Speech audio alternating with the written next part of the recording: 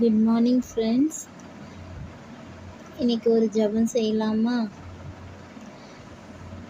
திக்கற்றவர்களுக்கு தெய்வம் துணை அப்படின்னு சொல்லுவாங்க.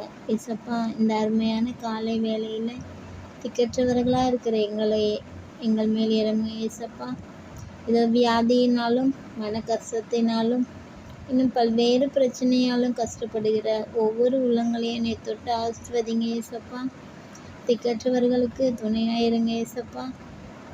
ஏசப்பா, இந்த உலகத்தில் எத்தனையோ பேர் இருந்தாலும் உதவி செய்கிறன்ற மனப்பான்மை இல்லாமல் திக்கற்றவர்களுக்கு யாருமே இல்லாமல் இருக்கிறாங்க ஏசப்பா.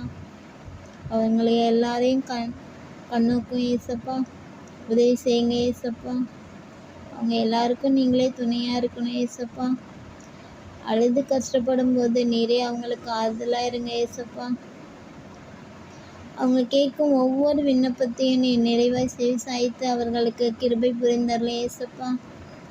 ஏசப்பா, உங்களை விட்டு இந்த உலகத்தில் யாருமே இல்லை ஏசப்பா உதவி செய்கிறதுக்கு.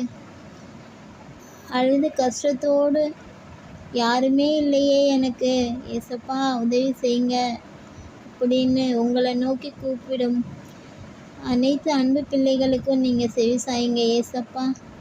கண்டிப்பாக நீங்கள் செவி சாய்த்து எங்கள் பிரார்த்தனைகளை கேட்பீர்கள் என்ற நம்பிக்கையில் எங்கள் விண்ணப்பங்களை ஏறெடுக்கிறோம். நன்றி ஏசப்பா. ஆமேன்.